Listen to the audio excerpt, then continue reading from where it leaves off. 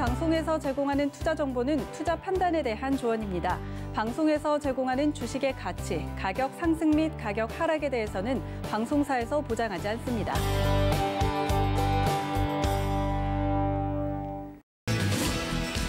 네, 안녕하세요. 서울경제 최충성 전문가입니다. 일단 오늘 3일절을 맞이해서 이제 3월이 시작되잖아요. 2월달 굉장히 힘든 시장이셨을 텐데 1월 이제 초가 살짝 지나고 연초 이벤트가 좀 진행이 된 다음에 계속적으로 힘든 시장이 진행되고 있습니다.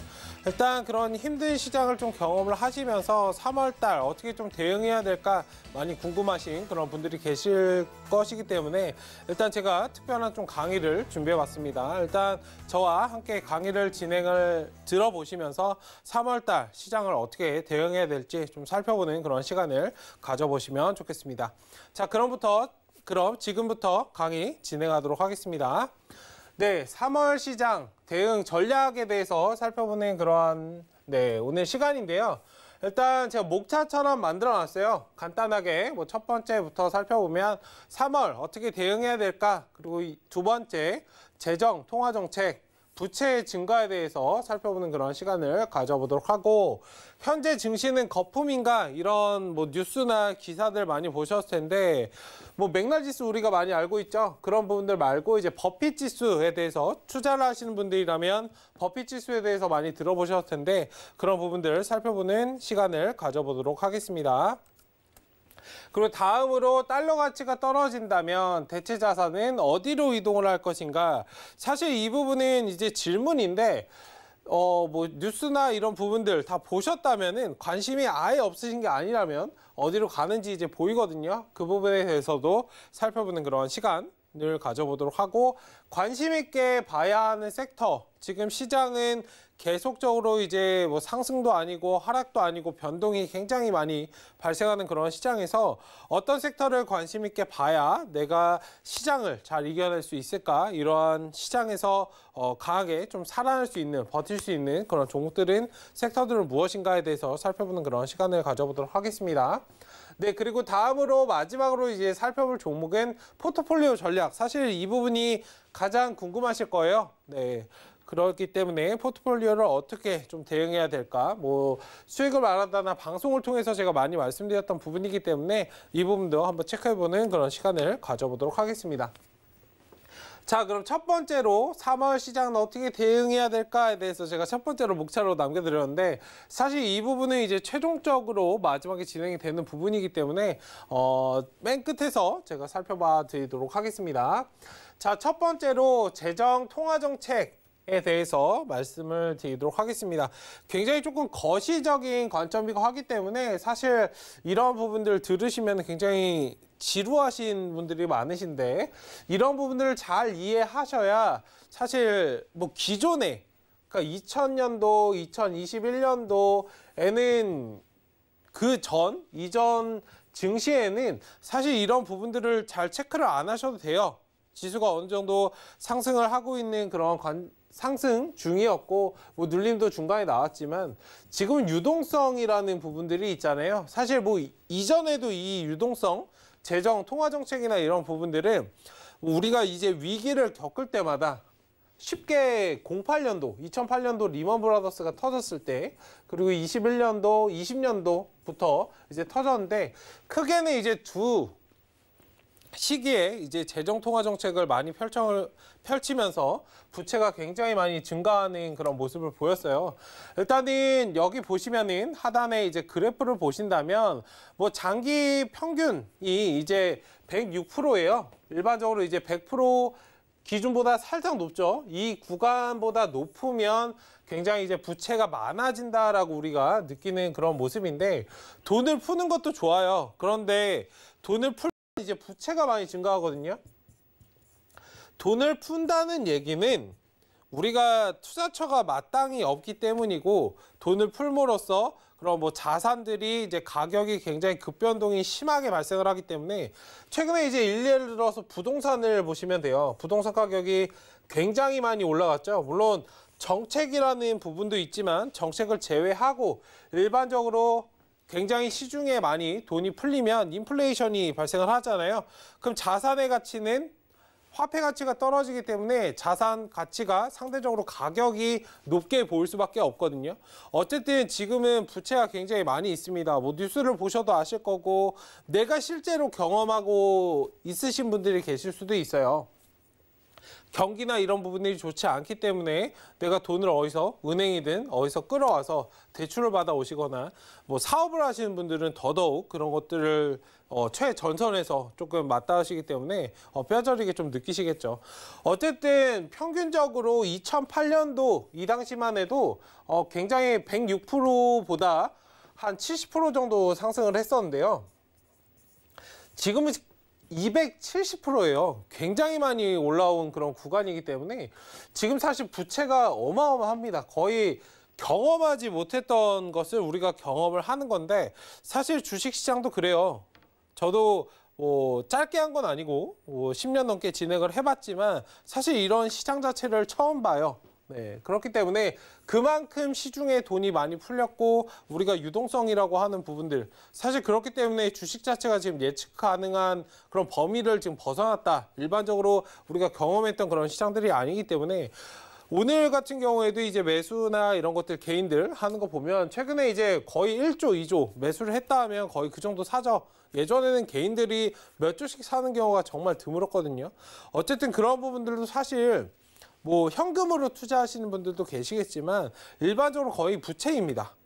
어쨌든 부채가 많이 증가하게 만들었다. 이거를 부추겼다라고 이제 보고 있는 게 재정통화정책이기 때문에 이런 부분들에 대해서 잘 체크를 해보셔야 됩니다. 그러면은 이런 것들이 시장에 어떻게 영향을 끼치는가? 즉 제일 쉽게는 이제 주가 상승에 당연히 영향을 끼치겠죠. 부채가 증가하면 돈이 지금 투자처가 없기 때문에 사실 주식시장으로 많이 들어와요. 위험을 감수하고서라도 내가 투자를 많이 하고 수익을 많이 할 수 있는 그 장기평선, 단기평선 뭐 그런 것들도 있는데 국채금리나 이런 것들을 보면 스프레드라고 우리가 표현을 하죠. 뭐 단기적인 관점, 일반적으로 투자는 장기적으로 우리가 투자를 했을 때 수익을 많이 본다라고 했는데 장단기 금리 역전현상 이런 거 많이 들어보셨을 거예요. 장기적으로 일반적으로 시장이 안정적이고 굉장히 좋은 일반적인 시장에서는 장기 금리가 훨씬 높습니다. 그런데 사람들이 뭐 경기 자체가 안 좋고 뭔가 안 좋다라고 느껴진다면 위축이 되겠죠. 그럼 장단기 금리가 역전이 되는 이런 현상이 발생을 해요. 사실 이런 부분은 중기적인, 장기적인 관점에서 굉장히 안 좋다라고 표현이 되거든요. 어쨌든 이러한 부분들은 부채의 증가를 야기시키고 이런 부분들 금리에 대해서 우리가 계속적으로 나오는 부분 제가 말씀드렸지만 금리는 단순히 뭐 0.05, 0.25 이렇게 뭐 상승을 해주고 동결을 시키고 하는 것 외에 엄청난 현상을 불러옵니다. 금리 자체를 잘 체크하셔야 된다라고 말씀을 드리겠습니다. 어쨌든 이 부채 증가로 인해서 현재 시장은 2000년도 그리고 2008년도와 굉장히 비슷하다라고 말씀을 드리고 싶어요. 사실 이 해를 한번 생각해 보신다면 굉장히 우리가 어려웠던 시기예요. 뭐 97년도, 98년도를 좀 떠올리시면 되고 우리나라에서 이제 잊을 수 없는 기억인 IMF가 왔던 그런 시절이고 2008년도는 리먼 브라더스 사태 관련해가지고 굉장히 주가가 영향을 많이 받았던 그 부채가 영향을 많이 증가를 했던 제가 아까도 말씀드렸지만 176% 정도가 상승을 했었잖아요. 어쨌든 현재 시장은 2000년도가 2008년도와 굉장히 비슷하다. 그 현재 이 부분이 굉장히 중요한데요. 현재 미국의 자산 가격이 굉장히 거품이 심합니다. 이거는 물론 우리나라도 포함이고 전 세계가 이제 마찬가지인데 자산 가격이 굉장히 지금 거품이 일어났어요. 이 부분은 제가 조금 전에 말씀드렸죠. 통화가 많이 풀리게 되면 통화 가치가 떨어지기 때문에 사실 자산 가격이 굉장히 높아질 수밖에 없거든요. 이런 부분을 우리가 이제 거품이라고 표현을 하는 건데 아마 아실 거예요. 체감이 분명히 되실 거고 어쨌든 이러한 부분들에 대해서 인지를 하시고 그럼 주가도 분명히 거품이 있겠죠. 어쨌든 이런 부분들도 잘 체크를 해보셔야 된다라고 말씀을 드리도록 하겠습니다. 지금 증시는 거품인가에 대해서 살펴보는 그런 시간을 가져보도록 하겠습니다. 일단 거품을 판단하는 7가지 기준에 대해서 제가 이제 짚어드릴 텐데요. 항상 말씀드렸지만 주식은 이제 답이 있는 곳이 아니에요. 답을 찾아가는 과정이다라고 말씀을 드렸습니다. 뭐 수학처럼 1 플러스 1은 2다라는 그런 것이 아니기 때문에 어쨌든 그렇기 때문에 기준이 굉장히 많겠죠. 그리고 이제 시청자분님께서 생각하고 계신 그런 기준, 각자마다 이제 기준이 있으실 텐데 거기에 이제 플러스를 하셔도 되고 마이너스를 하셔도 되고 일단 이건 답이 아니기 때문에 뭐 사람마다 기준이 다르겠죠. 이 사람도 이 사람만의 기준이 있었을 거고 거기에 대해서 이제 깔끔하게 좀 정립을 해놨을 뿐이에요.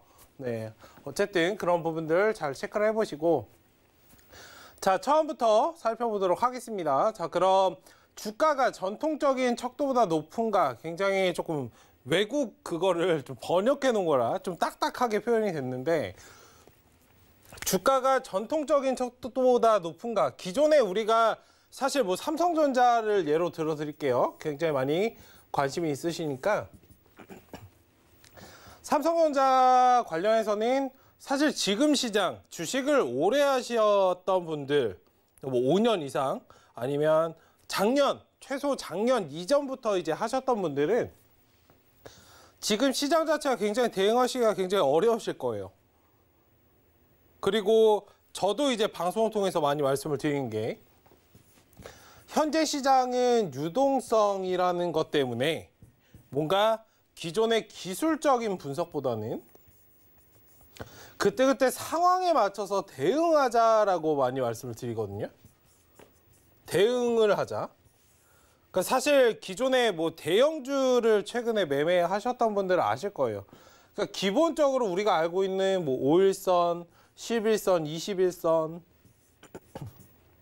61선, 121선 이렇게 되는 그런 이평선들 뭐 단기적인 추세에서는 사실 이 자리를 이탈하면 단기적으로는 하락이 발생을 하고 장기적으로 하락한다라고 우리가 말을 많이 하는데 대형주를 보면 일단은 뭐 기계적으로는 할 수 있어요. 5일선에 이탈하면 팔고 다시 11선 잡고 아니면 11선 이탈하면 21선 잡고 이렇게 대응을 하면 되는데 매도를 잡는 게 굉장히 어렵거든요. 삼성전자 최근에 이제 상승한 걸 한번 보시면 이 무거운 종목이 상승을 계속적으로 해요. 네, 일단 이런 부분을 한번 보신다면 단기 이평선을 일단 타고 가는데 유동성이라는 그 통화가 들어오기 때문에 자금이 몰려와서 주가가 계속적으로 상승을 해요. 일반적으로 어느 정도 상승을 하면 좀 쉬었다 가는 게 일반적인데 이런 부분을 말씀을 드린 거예요. 주가가 전통적으로 우리가 진행을 했던 물론 기업의 가치나 성장성이라는 그런 부분도 분명히 있지만 그 외적으로 주가가 너무 많이 거품이 끼어 있다면 사실 이 척도보다 높을 수밖에 없겠죠. 전통적으로 우리가 삼성전자를 뭐 200만 원, 400만 원 이런 구간도 보셨겠지만 다른 종목도 마찬가지이고 전통적으로 그런 우리가 진행했던 그런 부분들 기업의 가치다. 이거는 이 가격은 뭐 200만 원이 맞다. 이 가격은 이 기업은 400만 원이 맞다. 이런 것도 있지만 어쨌든 그러한 부분들보다 훨씬 높게 뭔가 평가가 돼 있고 예상할 수 없는 그러한 수치가 책정이 된다면 이런 것들은 분명히 거품이다라고 생각을 해볼 수 있겠죠. 두 번째는 가격이 미래 이익을 과대평가하고 있는가. 사실 이거는 지금 시장에서 굉장히 많이 나옵니다. 이 7가지 기준은 사실 굉장히 잘 정립을 해놓은 것 같아요. 제가 지금 시장에서 딱 보이는 것들만 조금 어느 정도 책정을 딱 해놓은 것 같은데 이런 부분들 사실 여기와 이제 맞물려지는 부분인데 우리가 이제 흔히 영업이익 매출이라는 부분에 있어서 뭐 1조 매출을 했다. 여기는 이제 경기민감주인 해운, 조선, 철강 업종들에서 이런 걸 많이 하거든요. 최근에 어떤 수주를 받았다, 뭐 1조 수주를 받았다. 그럼 주가가 말도 안 되게 상승을 해요. 기존에는 움직이지 않던 뭐 조선업황, 뭐 철강업황 한번 보시면은 차트가 장기적으로 계속적으로 떨어지던 추세에서 상승이 좀 나오는 그런 모습을 보였는데 어쨌든 이런 이익들을 과대평가를 하는 모습들이 굉장히 많이 나와요. 일반적으로 왜냐면 주식시장을 경험하지 않으셨던 분들 사실 영업이익에 그렇게 시장이 영향을 받고 주가가 영향을 받던 그런 시대는 사실 지나갔었거든요. 아마 경험을 해보셨을 거예요. 주식을 좀 어느 정도 해보신 분들은 예전에는 영업이익을 좀 좋게 발표를 한다면 일단은 뭐 주가가 많이 올라가는데 최근에 몇 년간은 이 영업이익이 어느 정도 발표를 해도 이제 조금 와닿지 않고 호재로 작용하기보다는 오히려 차익 실현하는 그런 모습이 나왔는데 요즘에는 다시 이익이 좀 어느 정도 나왔다라고 하면 굉장히 주가가 많이 올라가거든요. 어쨌든 그런 부분들을 잘 한번 체크를 해보시면 좋겠습니다. 이런 부분들도 분명히 거품이다. 그러니까 제가 업종을 딱 찍어드렸잖아요. 섹터를 찍어드렸기 때문에 한번 체크를 실질적으로 해보시는 게 좋습니다. 단순히 이 섹터뿐만 아니라 전반적인 이건 지수에 대해서도 통용되는 부분이기 때문에 잘 보시면 좋겠고 자 그리고 세 번째 여기도 이제 동의하시는 분들이 많으실 거고 실제로 나도 저렇게 하고 있는데 라고 생각하시는 분들이 많으실 텐데 부채 증가예요. 지금 개인 신용 잔고가 최근에 이제 상승을 할 때 20조가 넘었습니다. 사실 22조 뭐 이렇게 들어왔는데 어마어마한 금액이거든요. 돈을 빌려서 주식을 하고 있어요. 사실 뭐 어떤 부분인지는 제가 앞전에 말씀을 드렸지만 지금 투자처가 마땅히 없거든요. 지금 자영업 하시는 분들도 이 코로나 관련된 이슈 때문에 사실 뭐 투자금을 돈을 굴리지 못하고 반도체나 이런 부분들도 제가 말씀을 드렸어요. 우리나라 시장을 잡고 있는 게 반도체이고 사실 반도체의 영향을 많이 받고 있지만 반도체 이제 대형 우리가 알고 있는 뭐 삼성전자나 SK하이닉스를 제외하고 그 밑에 하단 기업들, 중소기업들은 돈을 사실 굴리지 않아요. 유보금이 점점 쌓인다. 이 부분은 아마 기억하실 겁니다. 유보금이 쌓인다는 건 어디에 투자를 하지 않는다는 거거든요. 투자를 하더라도 뭔가 할 수는 있는데 뭔가 망설여진다는 거예요. 그 업황 자체가 사실 그렇게 좋지 않다는 걸 야기합니다. 이거는 제가 실질적으로 그분과 말씀을 해봤기 때문에 뭐 아시는 분들이 이제 반도체 관련 공장이나 이런 것들을 하시는데 어쨌든 이런 분들도 투자를 막 하지 않아요. 결국에는 이런 자금들이 투자처가 사실 없기 때문에 주식을 하거나 비트코인을 하거나 뭐 채권을 사거나 부동산을 사거나 이런 돈으로 들어오는 거거든요. 단순히 뭐 주식뿐만 아니라 부동산 우리가 알고 있는 그러니까 투자에 관한 그런 것들 투자에 대해서 자금이 들어오는가를 한번 본다면 거품이 끼어 있는가 아닌가를 알 수 있겠죠. 일반적인 시장에서는 물론 돈을 빌려서 투자를 하시는 경우가 많아요. 그런데 제가 말씀드리고 싶은 건 많이입니다. 많이. 22조 이런 금액 자체는 정말 살면서 다시 한번 볼까 말까한 그런 금액인데 어쨌든 이런 부분들이 거품이다라고 말씀을 드리도록 하겠습니다. 자 그리고 투자자들이 미래를 과다하게 사고 있는가에 대해서 살펴보실 필요가 있어요. 제가 이제 이런 부분들을 딱딱 짚어드리면서 섹터를 딱 찍어 드릴 거거든요. 섹터. 그 섹터를 한번 생각해 보시면 아 이게 진짜인가? 좀 와닿으실 수 있기 때문에 확 와닿으시겠죠. 어쨌든 그런 부분들에 대해서 계속적으로 살펴보겠습니다. 자 미래를 산다.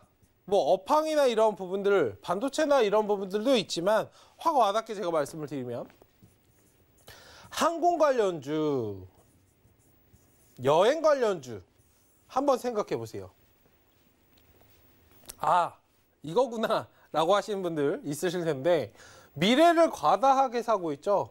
지금 뭐 여행이 되나요?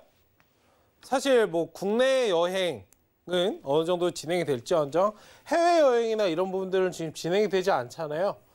코로나 관련된 이슈로 지금 해외에 나가지 못하기 때문에 그런데 최근에 이 여행 관련주, 항공 관련주가 올라갈 때 한번 잘 생각을 해보세요. 미리 예약을 받아서 이제 올라갔거든요. 미리 예약을 받는다. 해외 올해 아마 예약을 미리 땡겨서 받았어요. 뭐 특정 종목이나 이런 것들로 처음으로 이제 시도한 그런 여행 관련주나 이런 걸 말씀드리면 참 좋은 여행 생각나실 거예요. 저도 이제 아침에 방송에서 좀 관심 있게 보시라라고 말씀드렸던 그런 종목인데 말씀드리고 주가가 굉장히 많이 상승을 했습니다. 저는 사실 굉장히 시장을 그렇게 긍정적으로 보는 사람은 아니에요. 왜냐하면 실질적인 부분, 실물을 어느 정도 다시 따라가게 된다라고 저는 생각을 하고 있기 때문에 어쨌든 그런 부분들이 너무 기대감에 편승해서 사람들이 올라가는 것을 별로 좋아하지 않아요. 그렇기 때문에 시장을 굉장히 좀 경계하는데 제가 여행주가 괜찮다라고 말씀드렸던 건 그래도 시장의 흐름이 그 정도, 어느 정도 기대감이 사람들이 그쪽으로 좀 반응을 하고 있기 때문에 사실 말씀을 드린 거예요. 어쨌든 이 여행 관련주 한번 잘 생각을 다시 돌아와서 말씀을 드리자면 해외여행이 진행되고 있지 않고 코로나나 이런 부분들, 집단 면역이나 이런 것들이 형성이 되지 않은 상태에서 여행에 대해서 미리 조금 받았죠. 좀 안타깝긴 한데 이렇게 망할 바에는 그 사장이 얘기를 했죠. 이렇게 망할 바에는 미리 땡겨서 예약이라도 받아보고 진행이 된다면 다행이지만 뭐 아니어도 환불해주겠다. 이런 식으로 조금 말을 했거든요. 어쨌든 여행이나 항공 관련해서도 이런 부분들의 미래를 사실 사는 거죠. 근데 이런 부분들이 과다하게 항상 말씀드렸지만 실질적인 실물적인 부분이 뒷받침이 되어야 되고 물론 주가는 기대감이란 걸 아예 배제할 수는 없어요. 이 기대감과 주가가 반영이 되는 것인데 실물적인 부분을 분명히 찾아가게 되어 있거든요. 물론 이 주가는 기대감을 아예 배제할 수 없기 때문에 실물보다는 항상 크게 떠 있습니다.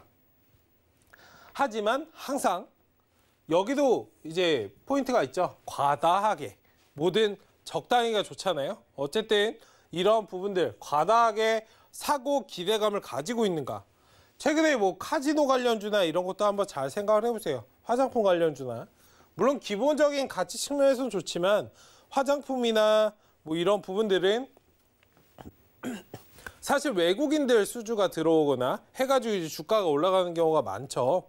어쨌든 미래를 굉장히 조금 될 것이다. 항공도 올라가고 여행도 올라가니까 얘도 갈 거고 중국에서도 올 거고 시진핑도 방한을 할 거고 이렇게 접근하시면 안 돼요. 사실 이렇게 사람들이 접근하는 순간 거품은 이미 진행이 되고 있다는 부분에 대해서 조금 잘 체크해 보실 필요가 있습니다. 사실 처음에는 의구심으로 시작이 돼요. 이런 부분들이. 의구심으로 시작이 됐다가 사람들이 이제 사기 시작하니까 확신으로 바뀌거든요.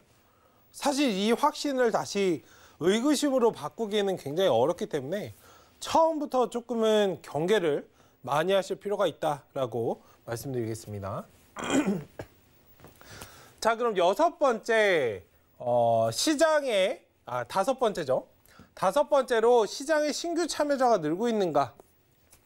이건 작년 3월, 4월 그리고 그 이후부터 계속적으로 진행되는 부분인데 생각해 보세요. 지금 뭐 주식 안 하면 거의 바보죠. 네. 비트코인도 안 하면 거의 바보입니다. 네. 뭐 너나 할 것 없이 하고 있는데 지금 뭐 고등학생들도 얼마 전에 조금 충격을 받았는데 지하철을 탔는데 굉장히 나이를 많이 쳐봐도 고등학생이에요. 근데 유튜브 영상을 보고 있더라고요. 주식에 대해서. 주식 이걸 봤어요. 이 장면을. 주식, 비트코인 뭐 이런 걸 보고 있더라고요. 그만큼 관심이 많은 거거든요. 어린 학생들도 관심을 가질 만큼 지금 뭐 너나 할 것 없이 관심을 가지고 있는 게 사실 투자입니다. 주식시장이고 코인이기 때문에 어쨌든 신규 참여자가 이렇게 많이 늘고 있다는 건 그만큼 붐이에요. 지금 전 세계적으로도 딱 이런 유동성, 통화가 풀리고 재정정책이나 이런 걸 진행을 해서 시장에 돈이 풀리면 주가가 이렇게 많이 올라오는구나 라는 그런 예시로 국내 지수와 한국 시장을 딱 예시로 보여주고 있거든요. 해외에서. 어쨌든 신규 참여자가 얼마나 늘고 있는가에 대해서 살펴보시면 좋겠습니다. 그 여섯 번째, 시장의 낙관적인 분위기가 팽배하다. 이런 부분들. 지금은 좀 괜찮아요. 변수나 변동이 어느 정도 진행이 되고 있는 시장이고 박스권을 좀 만들어가고 있는 그런 시장이기 때문에 지금은 좀 이런 것들이 사라졌어요. 근데 불과 2달 전까지만 해도 한번 생각해 보시면 그냥 막 뭐 사면은 다 올라가고, 특히 제약바이오 관련해서 신규로 이제 주식을 진행하신 분들은 좀 경계하셔야 되는 부분. 작년에 이제 주식을 하셨던 분들은 좀 경계를 많이 하셔야 돼요. 일반적으로 주식시장에서 나오지 않는 그런 것들이 굉장히 많이 나왔어요. 특히 제약바이오에서 뭐 2주 만에 500%, 1000% 가는 그런 종목들. 이런 종목들은 제가 많이 말씀드렸지만 1년에 거의 한두 종목이 나올까 말까 합니다. 그렇기 때문에 일단 이런 종목들이 근데 머릿속에 너무 박혀 있어서 제약바이오는 일반적으로 500%, 1000%를 그냥 가. 내가 지금 70%, 80% 이렇게 물려 있어도 한 방이면 돼. 일주일만 기다리면 나는 100% 이렇게 바로 해서 수익권으로 나올 수 있어. 이런 함정에 빠지시면 안 됩니다. 굉장히 어렵기 때문에 어쨌든 이런 낙관적인 분위기, 제약바이오는 그냥 사면 올라가. 2차전지는 사면 올라가. 삼성전자는 절대 망하지가 않아. 망할 수가 없어. 카카오도 망하지 않아. 그러니까 이런 것처럼 그냥 지수가 완전 상승을 하거든요. 경험해 보셨을 거예요. 어쨌든 낙관적인 분위기가 팽배하고 언론이나 뉴스 기사 어딜 봐도 경계하라는 말이 없습니다. 다 장밋빛 미래를 예상하고 조선업황, 철강업황 계속적인 장밋빛 미래를 이야기할 뿐 안 좋다는 얘기를 한 적이 없거든요. 그러니까 저는 계속 경계를 말씀드려요. 네. 어쨌든 낙관적인 분위기가 팽배한가에 대해서 살펴보시면 좋겠고, 마지막으로 7번째, 통화정책, 긴축 리스크가 주가를 떨어뜨릴 수 있다는 우려가 나오는가? 이거는 아마 지금 이제서야 체감이 되실 거예요. 제가 이 부분은 계속적으로 사실 말씀드렸던 부분인데, 통화나 이런 부분들은 기존에 분명히 대가를 치러야 된다라고 제가 방송에서 많이 말씀을 드렸습니다. 통화정책이나 경기부양책이나 이런 부분을 진행할 때 괜찮습니다만 분명히 부메랑처럼 결과로 돌아올 것이다. 언젠가는 우리가 갚아야 될 빚이다 라고 분명히 말씀을 드렸어요. 제 방송 많이 보신 분들은 아마 기억하실 겁니다. 이제서야 좀 피부에 와닿으실 수 있어요. 금리 이야기가 나오니까 시장 전반이 흔들립니다. 그렇게 강하던 시장이 하루에 마이너스 3%, 파월 의장 연설에 다시 플러스 3%, 손바닥 뒤집듯이 다시 마이너스 3%, 코스피 3% 플러스 마이너스가 그렇게 3%씩 진행되는 경우는 그렇게 많지 않았어요. 더더욱 여기는 이제 거래량이 뭐 많이 나온 구간은 아니기 때문에 더더욱 영향을 끼칠 수 있습니다. 어쨌든 긴축 관련된 리스크가 주가를 떨어뜨릴 수 있다는 그런 우려가 나오는가에 대해서도 한번 잘 체크를 해보시면 좋겠습니다. 자, 거품을 판단하는 기준 7가지에 대해서 이제 살펴봤는데 지금 시장에서 사실 다 맞는 말이죠. 제가 맞는 말이라서 가져온 게 아니고요. 살펴봤더니 지금 시장과 딱 맞는 말이에요. 시청자분님들은 어떠신가에 대해서 살펴보시면 좋겠습니다. 여기에 이제 개인적으로 가지고 계신 그런 생각들이 있을 거예요. 거기에 플러스를 마이너스를 하셔도 됩니다. 어쨌든 기본적인 기준 도움이 되셨으면 좋겠다는 그런 기준에 대해서 말씀드렸기 때문에 이 부분을 체크해보자 라고 말씀드리겠습니다. 자, 그럼 현재 증시는 거품이다. 아까 7가지를 기준을 살펴봤고 버핏 지수 체크를 해보도록 하겠습니다. 일단 100% 기준으로 우리가 일반적으로 살펴보는데요. 이게 100% 그러니까 기준으로 넘어서 플러스 되면 당연히 좋은 게 아니겠죠. 마이너스가 되면 좋은 거죠. 일반적인 수치를 가지고 있는데 항상 뭐든 적당히 해요. 너무 안 가지고 있어도 안 되고 너무 가지고 있어도 안 됩니다. 자, 작년 3분기에 미국 주식시장이 270%였어요. 그럼 지금은 어떨까? 1분기는 어떨까? 아직 수치가 정확하게 나오지는 않았죠. 이제 2월이기 때문에. 어쨌든 1분기는 어떨까에 대해서 한번 잘 생각해 보세요. 지금 경기부양책 2조 달러 2,200억 정도 진행이 되는데 중국에서는 진짜 어마어마한 것 같아요. 차이나 스케일 이런 말이 있는데 4,400조 경기부양책 얘기가 나왔거든요.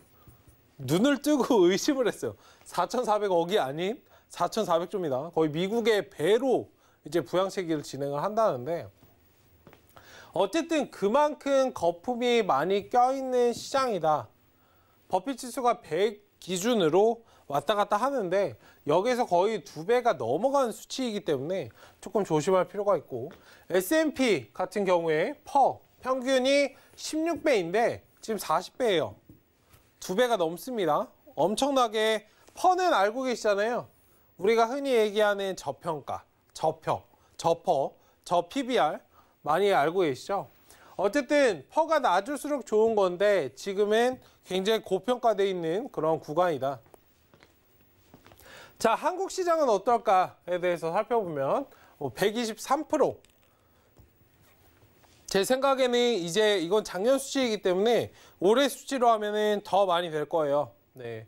어쨌든 우리나라도 이제 거품이 많이 껴있는 상태이고 이런 부분들 사실 미국보다 지수가 상승폭은 더 많이 했는데 이런 퍼센트가 낮은 이유는 우리나라 계속 저평가 그간 저평가돼 있고 계속적으로 박스권에 갇혀 있었다라는 부분을 좀 대변해주는 이런 수치인데 사실 이 부분은 의미가 없다라고 저는 좀 보고 있거든요. 어쨌든 고평가라는 부분만 좀 체크를 해주시고 퍼라는 부분은 이제 10배에서 15배로 증가를 했다. 5배 증가를 했다라는 부분을 좀 봐주시면 좋을 것 같습니다. 어쨌든 지금 증시가 거품인가에 대해서도 수치적으로 제가 딱딱 찍어서 말씀드렸기 때문에 뭐 체감적으로 아니면 실질적으로 분석해서 말씀드린 부분 그리고 수치에 대해서 말씀을 드렸기 때문에 잘 체크를 해보시면 좋겠습니다. 자, 그럼 다음으로 넘어가서 명목 GDP로 본 코스피 적정 주가예요. 이건 사실 굉장히 조금 높이 책정이 되어 있거든요. 2,600선, 2,500선인데 어쨌든 명목 GDP보다 훨씬 많이 지금 상승을 했습니다. 거의 3,000이 넘어간 그런 수치이기 때문에 이 갭차가 많다. GDP로 보더라도 코스피 적정 주가가 굉장히 많이 올라가 있는 그런 시점이다로 보시면 됩니다. 이건 20년도까지 진행이 됐기 때문에 21년도에는 더 많이 상승을 했겠죠. 뭐 아실 거죠. 3,100, 3,200 계속적으로 우리가 3,500도 바라보던 그런 시절이 있었잖아요. 최근까지만 해도. 어쨌든 굉장히 많이 고평가되어 있는 그런 수치이기 때문에 뭐 그래프상으로도 그러니까 이거는 실질적인 코스피 지수이고 이거는 적정 코스피다라고 좀 체크를 해보시면 좋겠습니다. 자, 그리고 달러 가치가 떨어지면 대체 자산은 이라고 말씀드리겠습니다. 자, 달러 가치가 떨어져요. 조금 어려우실 수 있는데 경기부양책이나 재정정책 화폐 가치가 떨어지죠. 그 기축통화국가인 미국에서 돈을 찍어내서 돈을 풀어요. 그럼 달러 가치가 당연히 떨어지겠죠. 뭐 국내도 마찬가지고. 달러 가치가 떨어지기 때문에 지금 대체 자산으로 비트코인이 상승하는 겁니다. 안전투자처라고 이제 나오는 거예요. 왜냐하면 디지털 화폐나 이런 부분들 제가 이거는 많이 말씀드렸어요. 물론 블록체인이라는 기술은 살아남는다.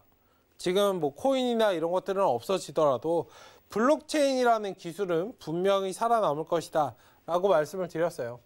어쨌든 대체 자산은 뭐 금이나 은, 구리 이런 것들도 있을 건데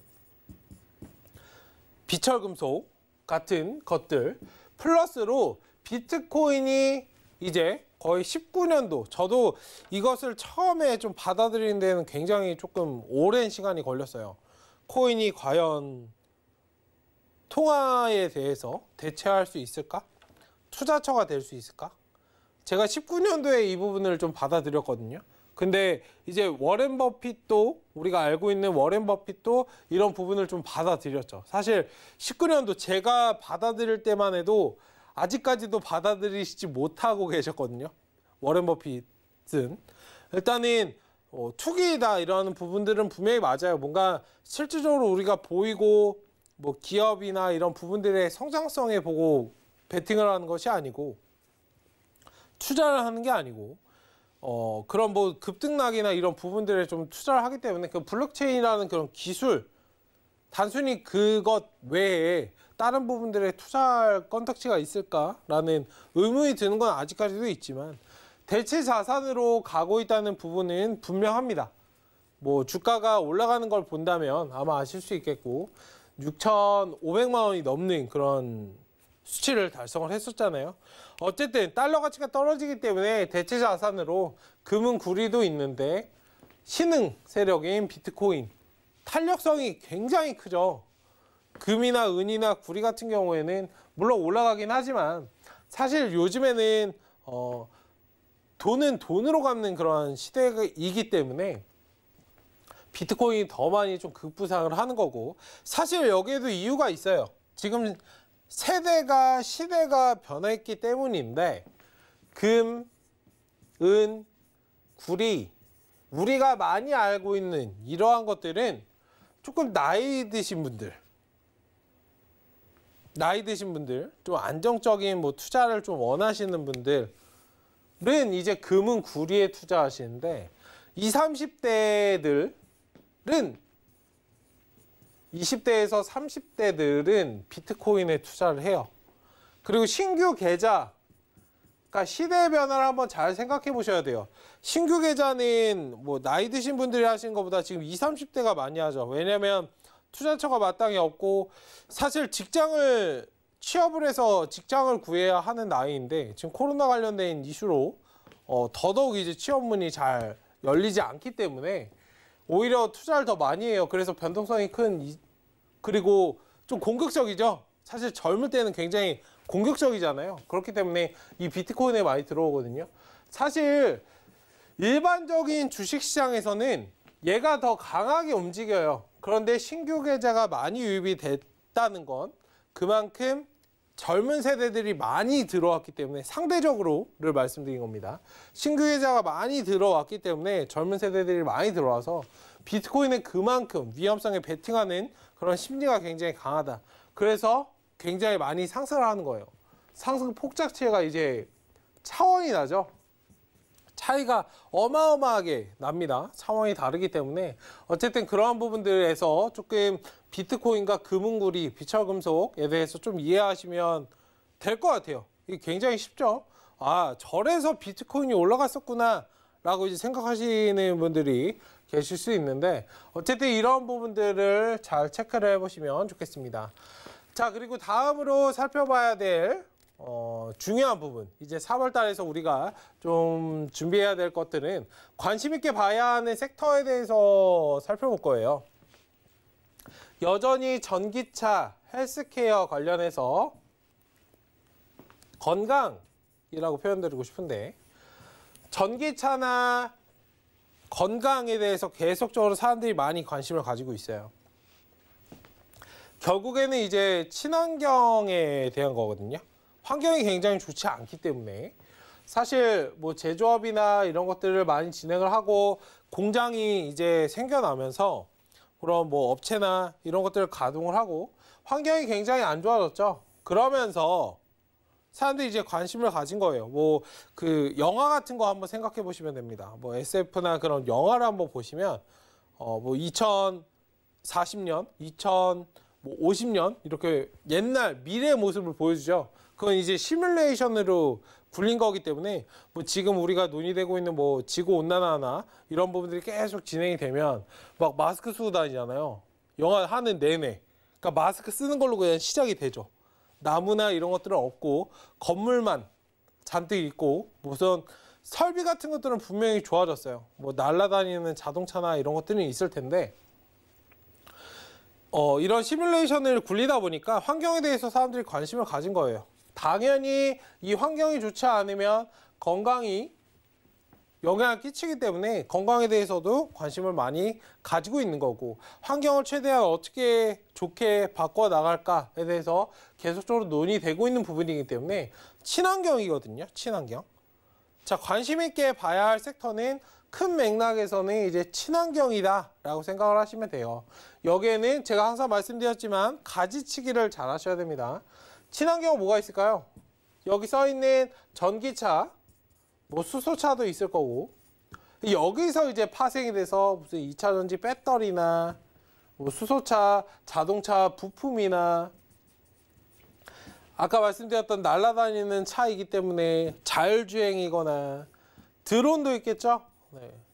그러니까 이런 것들이 이제 파생이 되는 거예요. 건강에 대해서 사람들이 생각을 하기 때문에 헬스케어 관련은 뭐가 있을까요? 단순히 그냥 뭐 제약이나 바이오 이런 것들 또 있을 거고, 쉽게 설명드리면 제약 바이오, 그리고 뭐 수술 로봇 같은 것도 있겠죠. 로봇이면 뭐 인공지능이나 이런 로봇 관련주 또 있을 것이고, 그런 업체들도 있고, 거기에 플러스로 지금 요즘에 젊은 세대들은 운동을 굉장히 잘해요. 네. 운동을 정말 많이 합니다. 거의 다 운동을 해요. 예전에는 진짜 운동을 하는 사람이 좀 드물었죠. 뭔가 매체가 갇혀 있어서 그랬던 시절인지 모르겠는데, 요즘에 매체가 굉장히 많이 발달이 돼 있고 SNS가 발달을 하면서 뭐 운동 인증샷 올리고 하는 그런 사람들을 보면서 아, 나도 저렇게 몸을 만들고 싶다. 뭐 젊은 시절에 잘 해놔야 뭐 나이가 들어서도 편하다. 뭐 이런 인식들이 굉장히 강하기 때문에 건강에 대해서도 잘 체크를 하게 되고, 운동뿐만 아니라 건기식, 우리가 흔히 얘기를 하는 건강기능식품에 대해서도 관심이 굉장히 많아요. 어쨌든 그런 부분들까지도 좀 파생이 될 수 있다. 사실 이 친환경인데 건강이 묶여 있는 거는 생각을 못 해보신 분들 많으실 수도 있어요. 어쨌든 그런 부분들 잘 체크를 해보신다면, 섹터는 이 두 가지로 제가 다 파생시켜서 거의 다 사실 지금 딱 찍어드린 거예요. 그러니까 저런 부분들 잘 보신다면, 지금 시장에서 움직이지 않고 굉장히 주가가 지지부진하더라도 사실 이런 종목들은 중장기적인 관점에서 분명히 움직일 수밖에 없어요. 시대의 변화, 세대의 변화입니다. 새로운 우리의 지금 올라오고 있는 세대들의 변화이기 때문에 이런 부분들도 잘 생각을 해보시면 좋겠어요. 제가 말씀드렸지만 가지치기, 뭐 잠깐 설명드렸지만 더더욱 많이 파생시킬 수 있어요. 뭐 어떤 부분들이 있을지 모르겠는데, 건설이든 이런 부분들도 잘 체크를 해보시고, 건설이 환경을 생각해서 한다면 어떤 부분이 있을까? 뭐가 있을까? 뭐가 있을까? 뭐가 있을까? 어쨌든 그런 부분들도 잘 체크를 해보시면 좋겠습니다. 자, 포트폴리오 전략은 현금 확보 전략 최소 20%에서 30% 정도 진행하는 그런 전략으로 보자라고 말씀을 드리도록 하겠습니다. 자, 그럼 뒤로 넘어가서, 자, 그럼 3월 어떻게 대응해야 될까에 대해서 살펴보겠습니다. 계속해서 외국인 기관 수급을 잘 체크하셔야 돼요. 굉장히 중요합니다. 어제 느끼셨을 거예요. 오늘도 느끼셨을 겁니다. 아무리 개인들이 사도 예전에는 뭐 동학개미 운동이다 뭐 얘기를 하면서 이렇게 지수가 상승을 했어요. 근데 저는 좀 그런 기사들을 보고 어이가 없었거든요. 네. 개인들이 사실 사서 주가가 올라갔다라고 생각하시는 분들 굉장히 많으실 텐데 함정입니다. 개인들 아무리 사도 있잖아요. 주가 끌어올리기가 힘들어요. 수급을 체크하실 때 한번 보시면 개인이 있고 외국인이 있고 기관이 있어요. 이렇게 세 가지 나눴을 때 개인들이 막 몇 조씩 사도 있잖아요. 외국인 기관 수급이 최소 중립으로 잡혀있지 않는 한 오늘같이 1조를 사는데 1조를 덜어내면 그냥 하락으로 전환이 되는 거거든요. 이 사람들이 뭐 800억 정도 덜어낸다 하면 이제 플러스 전환 되는 거예요. 오늘 장, 어제 장 한번 생각을 해보시면 돼요. 굉장히 쉽게 이번 주 장을 한번 생각해 보시면 됩니다. 거래량이 동반되지 않은 그런 상황에서 어제도 개인들이 안 산 건 아니에요. 팔긴 팔았는데 뭐 몇 조 올라가니까 그냥 한 1조 정도 외국인들이 사주니까 지수가 3% 오르죠. 오늘 같은 경우 한번 생각해 보세요. 개인들이 2조를 샀는데 어제 외국인들이 3조를 사고 2조를 사고 지수가 3%가 올랐습니다. 근데 오늘 같은 경우 개인들이 거의 3조를 샀는데 지수가 거의 3%가 빠졌어요. 어떤 느낌이신지 아시겠죠? 개인들, 외국인 기관이 포지션을 마이너스 매도로 잡고 있다면 굉장히 제한이 있어요. 항상 요즘에 특히 장중 변동성이 굉장히 많이 야기되는 게 외국인 기관의 포지션이기 때문에 이 수급을 굉장히 잘 체크하셔야 돼요. 그리고 지금은 매수로 대응하실 때가 아닙니다. 아마 내가 지금 매수하고 싶으신 분들은 손이 근질근질 하신 분들은 계속 그냥 근질근질 할 때까지 놔주셔야 돼요. 지금 매수로 뭔가 대응하려고 하시면 안 돼요. 시장이 반등할 것 같으세요? 확신이 있으세요? 확신이 있을 때만 움직이셔야 됩니다. 매수는 딱 한 번 매수를 한다고 생각하셔야 돼요. 왜죠? 개인들은 자금이 한정적이에요. 무한하지 않습니다. 이거는 확실하게 좀 열어두셔야 돼요. 내가 돈이 계좌에 무한한가? 무한하다면 떨어질 때마다 저는 물타기란 말을 굉장히 싫어하거든요. 그냥 물린 거예요. 물타기가 아니고. 네. 어쨌든 이렇게 떨어질 때마다 사는 게 아니라 확실한 자리에서 딱 매수해서 올라오는 거예요. 자금이 한정되어 있기 때문에 유동적으로 잘 대응을 하셔야 됩니다. 어쨌든 수급을 잘 체크하시고 외국인 기관 수급이 어느 정도 안정을 찾아갈 때까지는 안정적으로 대응하자라고 말씀드리겠고, 욕심을 버리셔야 돼요. 지금은 욕심을 부리고 내가 어떻게 해보겠다라고 접근하시면 안 됩니다. 그리고 제가 말씀드렸지만 종목에 대해서 거시적으로 접근하라고 말씀드렸죠. 종목에 대해서 접근하시기보다는 시장을 보시고 계좌를 보시고 전체 계좌를 보시고 접근하시는 분들은 이번 연도 내년이 굉장히 큰 기회가 될 수 있어요. 이건 제가 감히 단어에서 말씀을 드리겠습니다. 분명히 제가 생각나실 거예요. 네. 그 포트폴리오 계속적으로 수정 전략을 하셔야 됩니다. 현금 확보 전략은 최소 20%, 30% 하셔야 되고, 일단 비중, 종목당 비중은 뭐 20%에서 30% 아니면 10% 내외에서 조금 유동적으로 잘 조절하는 그런 것이 좀 필요하다라고 말씀을 드리도록 하겠습니다.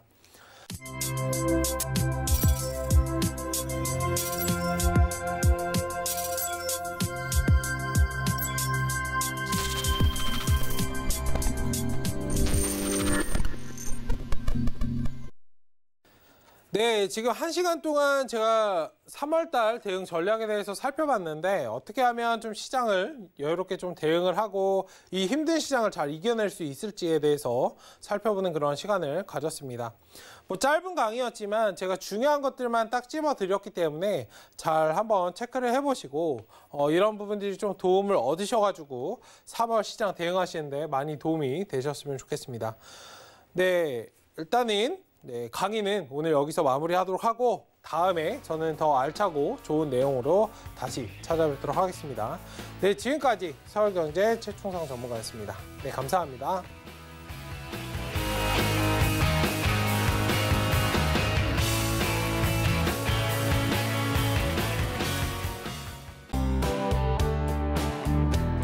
본 방송에서 제공하는 투자 정보는 투자 판단에 대한 조언입니다. 방송에서 제공하는 주식의 가치, 가격 상승 및 가격 하락에 대해서는 방송사에서 보장하지 않습니다.